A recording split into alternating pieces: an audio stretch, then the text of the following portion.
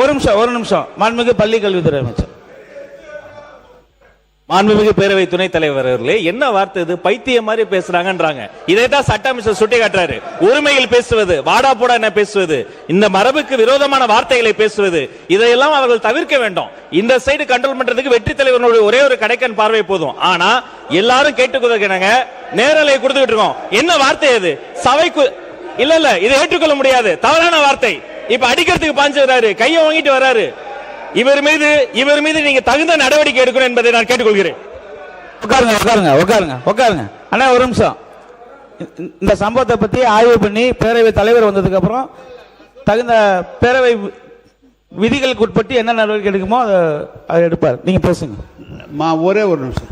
மாண்புமிகு அமைச்சர் நிர்மல்குமார் எதை பேசினாலும் சபையை கிளப்பி விட்டுறீங்க. அவர் நான் வந்தெல்லாம் அமைச்சர், இன்றைக்கு மாண்புமிகு அமைச்சர் ஆனந்த் அவர்கள் இருக்கிறார்கள், அவர்கள் பேசுவதோ அல்லது அதிகாரியோ நம்முடைய இருங்க, நான் சொல்லிடுறேன். நான் சொன்ன ஒரு நிமிஷம். நான் சொன்ன உறுப்பினர் வரும்.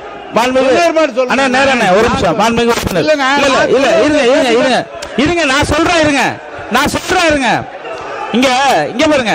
இருங்க அண்ணா ஒரு நிமிஷம். இல்ல அங்க மைக் கொடுக்காதீங்க, கட் பண்ணுங்க.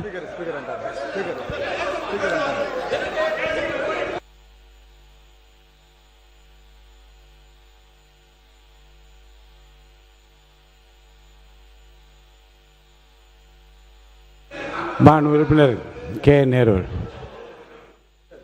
எல்லாரும் இருக்கிறாங்க. ஆனா நீங்க மட்டும் ஏன் அப்படி குரோதமாக பேசுறீங்க? இருங்க வரேன். என்ன இருங்க வரேன். ஏன் பாய் இருங்க பாய், நான் இருங்க. என்ன அப்படி பேசுறீங்க? ஏன் அப்படி பேசுறீங்க? சட்டம் இருங்க. நீங்க நான் அப்புறம் ஏதாவது சொன்னா வருத்தப்படுவீங்க. இருங்க, ஒண்ணு சொல்றேன். இருப்ப காமிக்கிறீங்க. மாண்பு உறுப்பினர் கே நேரு அவர்கள், மாண்பு உறுப்பினர் இருங்க. மாண்பு உறுப்பினர் கே நேரு அவர்களுக்கு உட்காருங்க. ஒவ்வொருத்தரும் நான் வரேன். கொஞ்சம் இருங்க. மாண்பு சட்டத்துறை அமைச்சர் இருங்க, நீங்க விளக்கமா பேசுங்க, பதில் சொல்லுவோம். மாண்புமிகு பேரவைத் தலைவர் அவர்கள் கேட்டுதான் யாரும் எதுவும் குதர்க்கமாலாம் பேசுறதில்ல. அதாவது ஒரு சில வார்த்தைகள் முதல்வர் பேசும்போது குறுக்கிடுறதும், இல்ல பொதுச் செயலாளர் இல்ல நீர்வள பாசனத்துறை நம்ம அமைச்சர் பேசுறப்ப குறுக்கிடுறதும், அங்கிருந்து தேவையில்லாத கமெண்ட் பாஸ் பண்றோம். இது பொதுமக்களுடைய பொதுவான கோரிக்கை. என்னன்னா அவர்கள் அங்கேயும் பார்க்கணும்னு ஆசைப்படுறாங்க. இது பொதுவான கோரிக்கையை தான் நாங்க சொன்னோம், தவிர யாருடைய இங்க யாரையும் குதர்க்கமால பேசல. காவேரி விஷயத்துல இதே சபையில பல விவாதங்கள் நடந்திருக்கு. காவேரி விஷயத்துல என்னென்ன கடந்து வந்த பாதை பல விவாதங்கள் நடந்திருக்கு.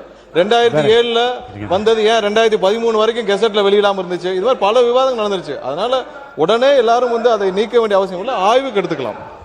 மாண்பு உறுப்பினர் கே நேரு அவர்கள்.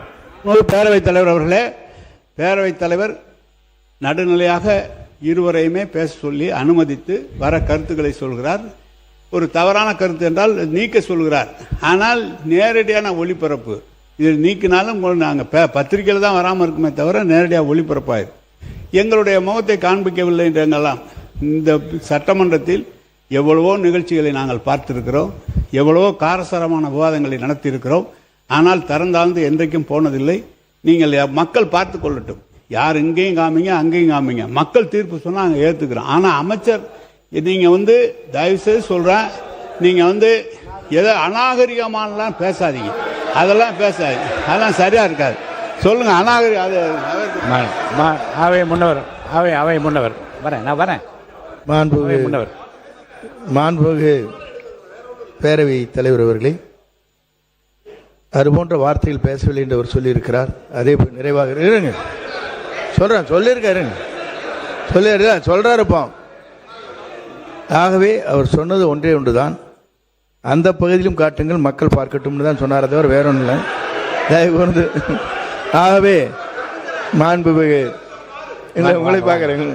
மாண்புமிகு நம்முடைய எதிர்க்கட்சி துணைத் தலைவர் அவர்கள் இங்கே பேசுகிற போது சொன்னார்கள் காவிரி நீர் பிரச்சனை பற்றி. காவிரி நீர் பிரச்சனையை பொறுத்தவரையிலும் அரசும் அங்கே இருக்கிற விவசாய சங்கத்தினுடைய தலைவர் அவரும் இருவரும் சேர்ந்துதான் வழக்கு முதலில் போட்டார்கள். ஆனால் தமிழக அரசு அன்றைக்கு உங்கள் ஆட்சியில் இருக்கின்ற போது அதை வாபஸ் பெற்றீர்கள். அதுக்கு பிறகு புரட்சி தலைவர் சொல்லிருங்க இல்லைங்க, புரட்சி தலைவி வழக்கு புரட்சி தலைவி அம்மா பொறுப்பேற்றதற்கு பிறகு 89 அம்மா புரட்சி தலைவி தான் சொன்னேன் இல்லைங்க சொல்லிடுறேன். அம்மா அவர்கள் பொறுப்பிலே வந்ததற்கு பிறகு அந்த வழக்கை தொடரலாம் என்று அரசின் சார்பாக அல்ல, கட்சியின் சார்பாகவே அந்த வழக்கை தொடர்ந்து அதற்கு பிறகு அரசின் சார்பாக அது சேர்க்கப்பட்டிருக்கிறது. ஆகவே அம்மாவை பொறுத்தவரையில் அன்றைக்கு எடுக்கப்பட்டிருக்கிற நடவடிக்கை பேச்சுவார்த்தையின் மூலமாக என்றைக்கும் நிறைவேறாது. ஆனால் வழக்கு மன்றத்தின் மூலமாக அது வெற்றி காண்பேன் என்று சூழலை ஏற்று வெற்றி கண்டவர் நம்முடைய புரட்சித் தலைவர் அம்மா என்பதை நான் இந்த நேரத்தில் தெரிவித்துக் கொள்கிறேன். மாண்புமிகு உறுப்பினர் கே. நேரு அவர்கள். இந்த சட்டமன்றத்தில் மாண்பு பேரவைத் தலைவர் அவர்களே, இந்த சட்டமன்றத்தில் ஏன் வழக்கு வாபஸ் பெறப்பட்டது என்பதெல்லாம் பல விளக்கமாக முதலமைச்சர்களே பேசியிருக்கிறார்கள். பிரதமர் ஒரு கூப்பிட்டு இது நான் சமாதானப்படுத்துகிறேன், நீங்கள் இது மாதிரி செய்யுங்கள் என்று சொல்கிற போது பிரதமர் பேச்சை கேட்க வேண்டிய நிலை. அதற்கப்புறம் தான் நீதிமன்றத்துக்கு போனோம். இதெல்லாம் விளக்கம் சொல்லப்பட்டிருக்கிறது. ஏதோ வேண்டுமென்று நாங்கள் எப்படி அந்த காவிரி பகுதியிலே பிறந்து காவிரி பகுதியிலே வளர்ந்து விவசாயிகளாக இருக்கிற நாங்கள் எப்படி காவிரியை விட்டு கொடுப்போம்? விட்டு கொடுப்பதற்கு வாய்ப்பே கிடையாது. எனவே வாபஸ் பெறப்பட்டது இது என்று சொல்வது என்பது மாண்பு பிரதமர் சொல்கிறார். பிரதமர் ஒரு வார்த்தை சொல்கிற போது மாண்பு முதலமைச்சர் எப்படியாவது சுமூகமான ஒரு நிலை ஏற்பட வேண்டும் என்ற எண்ணத்தில் தான் அது செய்யப்பட்டது தவிர அதற்காக நாங்கள் வேண்டுமென்றே செய்யப்பட்டதெல்லாம் என்று இல்லை. மாண்புமிகு அவை முன்னவர். பேரவைத் தலைவர் அவர்களே, பிரதமர் எங்களை அழைத்து பேசினார்கள், ஆகவே நாம் வாபஸ் பெற்றோம் என்று சொன்னார்கள், அதற்கு நன்றி. மாண்புமிகு சட்டத்துறை அமைச்சர் முடிங்க. மாண்புமிகு பேரவைத் தலைவர், இவ்வளவு காலமாக வைக்கப்பட்ட குற்றச்சாட்டு என்னன்னா, ஒருதலை பட்சமாக பிரதமர் சொல்லி ஒரு முடிவை எடுத்திருக்கிறார். அன்று இருக்கிற ஒன்றிய அரசுக்கு சாதகமா எடுத்தார்னு சொல்றதான் குற்றச்சாட்டு. அதான் குற்றச்சாட்டு. அதனாலதான் அந்த காலகட்டத்தில் அந்த வழக்கு 2007 வரை நமக்கு கொண்டு வந்து வர்றதுக்கு இத்தனை 40 வருட டிலேயே இந்த அன்னைக்கு வாக்கு பாஸ் வாங்கினாலதான். அதுக்கப்புறம் 83 புரட்சி தலைவர் கொண்டு வந்து அந்த வழக்கை திரும்பவும் பதிவு செய்தார். அதுக்கப்புறம் அம்மா முடிச்சு வச்சாங்க. 2013 வரை எவ்வளவு போராடி அதை கெசட்டை வெளியிட வச்சாங்க. 2018 வந்த தீர்ப்பு எப்படி வந்துச்சு எல்லாமே தெரியும். இது ஒரு விஷயத்தை ஒத்துக்கொண்டதற்கு மிக்க நன்றி. உறுப்பினர் உங்களோட மட்டும் உறுப்பினர் நீங்க பேச விளக்கத்தோடு முடித்துவிட்டு நான் முடிவு சொல்றேன். நீங்க பாருங்க. சபையிலே இதை பற்றி அதிகமான தரவை சொல்லப்பட்டிருக்கிறது. அவருக்கு இது தெரியுமா தெரியும், ஆனால் தெரிந்திருக்க வேண்டும்.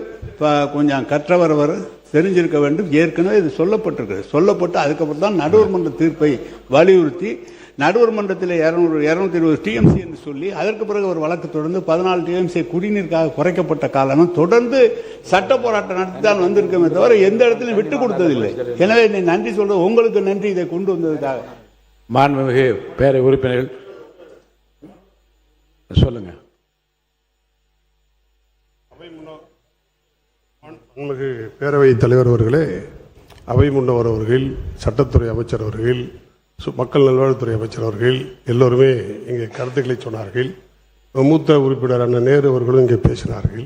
ஒரு கடைசியார் என்ன ஒரு உண்மை தெரியுமா? 177.25 டிஎம்சி தண்ணீர் தமிழகத்திற்கு உரிமை என்கிற சட்டம் கிடைக்கப்பெற்றதற்கு பின்னால் அதற்கு பிறகு அந்த ஆணையம் அமைப்பதற்கு மத்திய அரசு முன்வரவில்லை, காலதாமதம் செய்தது. அப்போது நீதிமன்ற அவமதிப்பு வழக்கு போட்டு அன்றைய முதல்வராக இருந்த எங்களுடைய புரட்சி தமிழர் எடப்பாடியார் அவர்கள் கண்டெம்ட் ஆஃப் கோர்ட் போட்டார். சுப்ரீம் கோர்ட்ல போட்டு அதற்கு பிறகு